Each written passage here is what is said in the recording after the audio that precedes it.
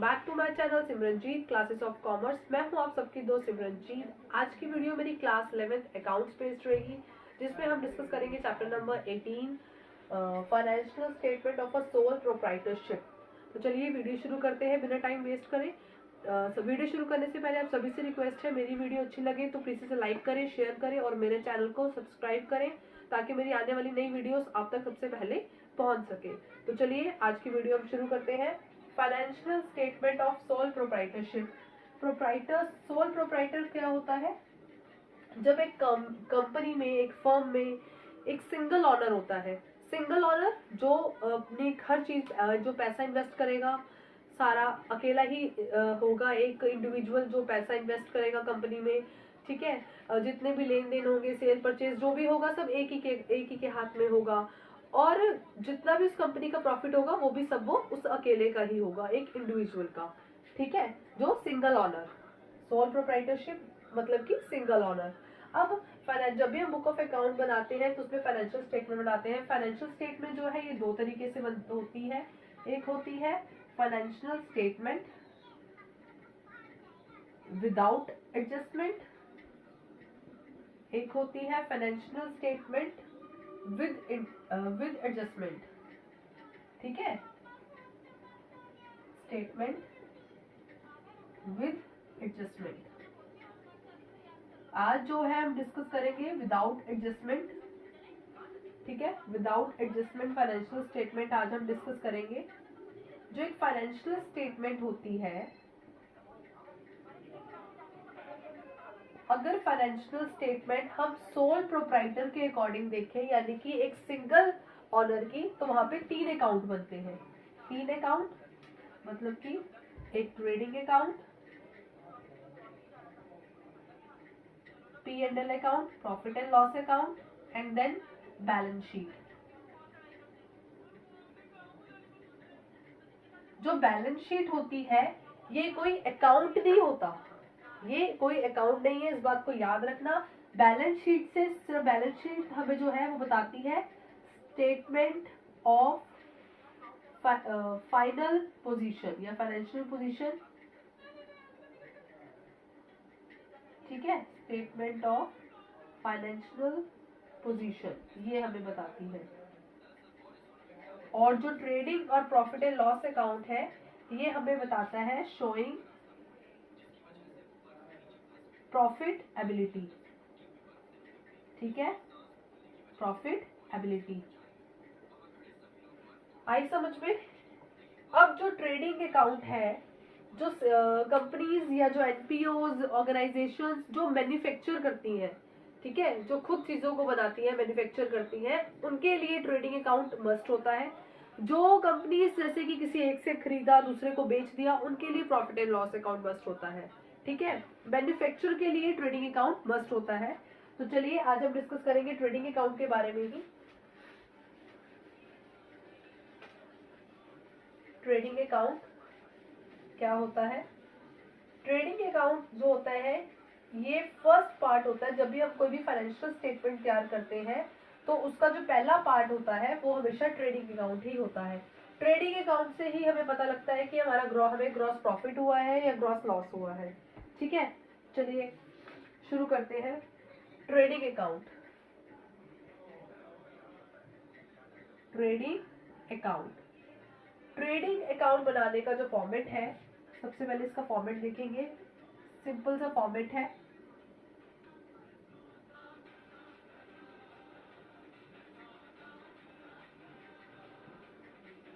Particular amount, particular amount. देखिए सबसे पहले ट्रेडिंग अकाउंट में आता है opening stock. Opening stock, opening stock मतलब जब भी हम कोई अपनी कंपनी शुरू करते हैं तो हमारे पास स्टार्टिंग ईयर में, साल की शुरुआत में जो स्टॉक है उसे कहते हैं ओपनिंग स्टॉक। ओपनिंग स्टॉक का बैलेंस यहाँ पे, ठीक है। उसके बाद सेकेंड आता है हमारे पास परचेज। परचेज, जो परचेज है इसे हम इधर कॉलम में लिखेंगे। क्यों? क्योंकि इसमें से लेस होती है हमारी purchase return. Purchase return minus होगी तो यहाँ पे आ जाएगी नेट परचेज। ठीक है, उसके बाद थर्ड पॉइंट आता है हमारा यहाँ पे डायरेक्ट एक्सपेंसेस। डायरेक्ट एक्सपेंसेस आते हैं, वैसे तो देखा जाए तो डायरेक्ट एक्सपेंसेस की लिस्ट बहुत लंबी है, तो इतना कुछ याद रखने की जरूरत नहीं है।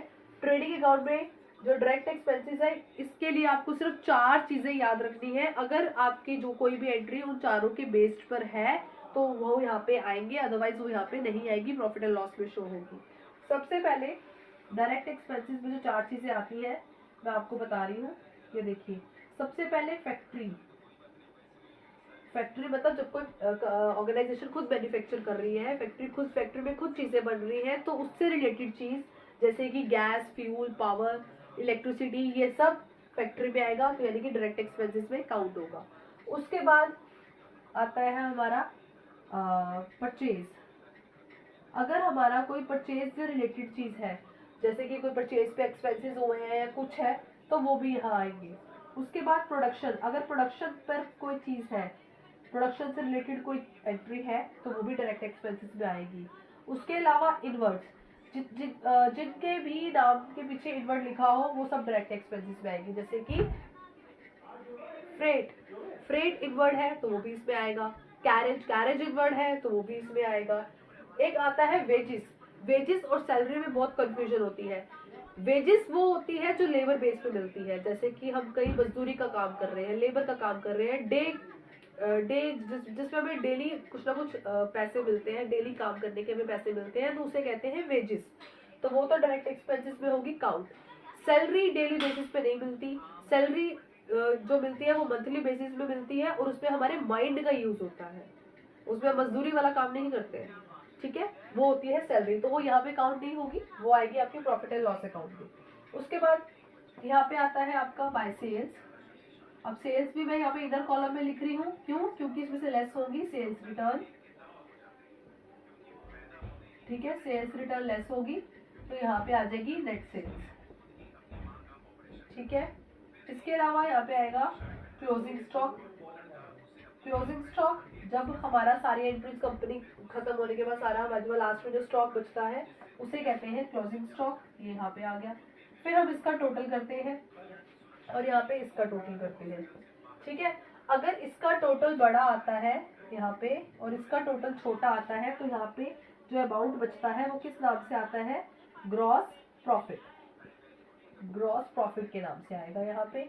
अगर इसका अमाउंट बड़ा आता है और यहाँ पे अमाउंट जो हमारा बचता है, तो यहाँ पे आएगा ग्रॉस लॉस। ठीक है, आई समझ में? ये था ट्रेडिंग अकाउंट का फॉर्मेट। आपको सिर्फ यही चीजें याद रखनी है, इन्हें आप चाहे तो उसका स्क्रीनशॉट ले लीजिए ताकि आपको कोई प्रॉब्लम ना हो। ठीक है, अब कुछ फॉर्मूलाज मैं आपको लिखवाऊंगी। ये फॉर्मूलाज आपके ट्रेडिंग अकाउंट के बेस पर है, यहीं पर यूज होने हैं, तो आपसे ध्यान से देखिएगा।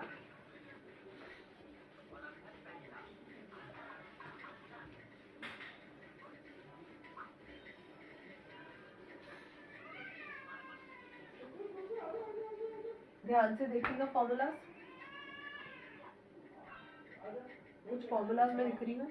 सबसे पहले तो वही net purchase.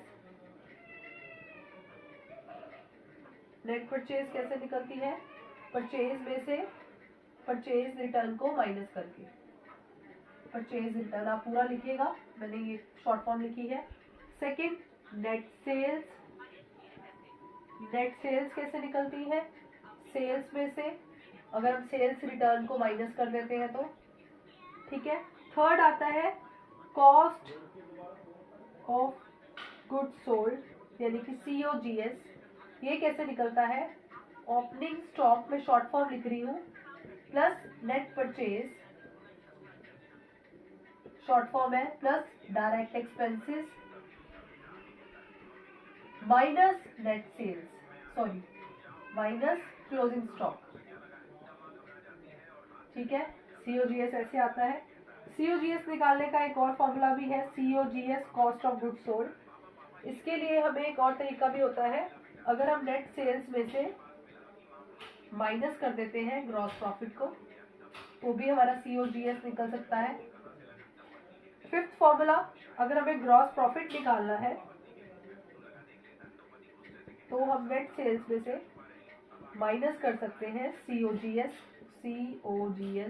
Cost of goods sold. इसके अलावा एडजस्टेड परचेज,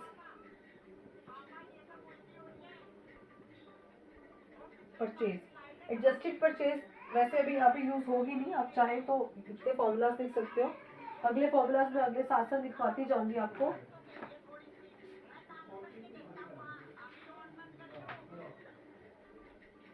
ठीक है, ये फॉर्मूलाज थे कुछ जो इसी हमारे ट्रेडिंग अकाउंट में यूज होने हैं। ट्रेडिंग अकाउंट हमारा इसी के बिहाफ, इसी फॉर्मूलाज के बिहाफ पे है। आप इसका भी स्क्रीनशॉट ले लीजिए। स्टेप बाय स्टेप चलेंगे तो आपको कोई भी प्रॉब्लम नहीं होगी। आगे चलते हैं, एक ट्रेडिंग अकाउंट का क्वेश्चन सॉल्व करेंगे।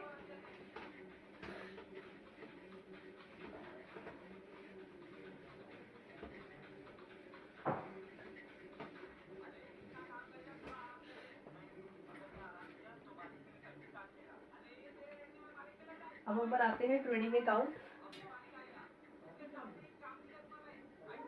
ट्रेडिंग अकाउंट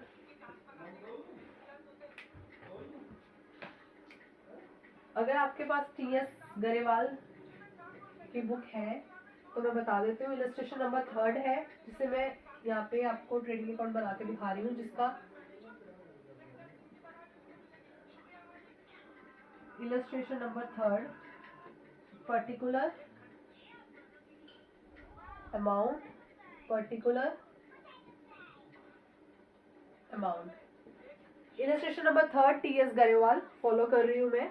अगर आपके पास है तो ठीक है, नहीं तो मैं वैल्यूज जो है, एंट्रीज जो है वो मैं बोल रही हूँ।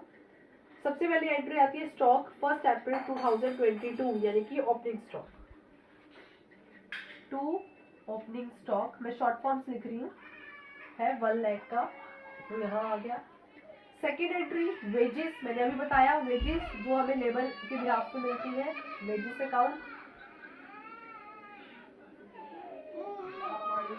50,000।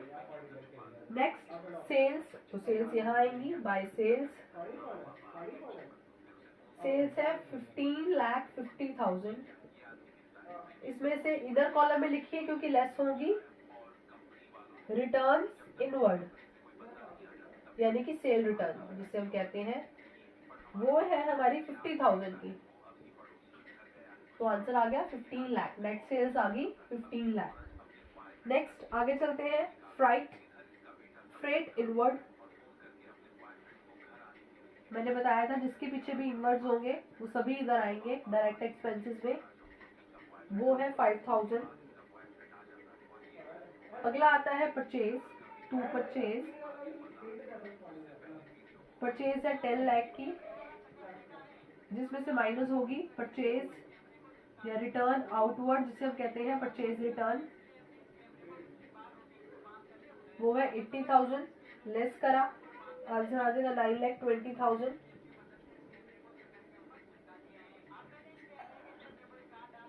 आगे आता है हमारा कैरेज इनवर्ड आया है इसके पीछे, तो ये भी यही आएगा, हमारे डायरेक्ट एक्सपेंसेस है 10,000। नेक्स्ट है, बस हो गया, क्लोजिंग स्टॉक है हमारा 2 लाख। देखो अब हमारा बड़ा अमाउंट आया इधर, यानी कि 17 लाख, और इधर का अमाउंट है छोटा 17 लाख। तो 17 लाख में से अगर हम इसके टोटल को माइनस करते हैं तो हमारे पास आता है ग्रॉस प्रॉफिट कितना, 6,15,000। ठीक है, ये अमाउंट ट्रांसफर हो जाएगा, ग्रॉस प्रॉफिट जो हमारा निकला है ये हमारा ट्रांसफर हो जाएगा प्रॉफिट एंड लॉस अकाउंट में, जो हम अपनी नेक्स्ट वीडियो में सीखेंगे कि प्रॉफिट एंड लॉस अकाउंट कैसे बनाते हैं। ठीक है, आई होप आपको आज की वीडियो समझ आएगी होगी। आज का जो मेरा कंसेप्ट था ट्रेडिंग अकाउंट आप सबको क्लियर हुआ होगा। अगर फिर भी कोई डाउट है तो मेरे कमेंट बॉक्स में लिख के जरूर बताना, मैं आपके डाउट को क्लियर करूंगी। मिलते हैं अपनी नेक्स्ट वीडियो में प्रॉफिट एंड लॉस अकाउंट के साथ। Bye bye.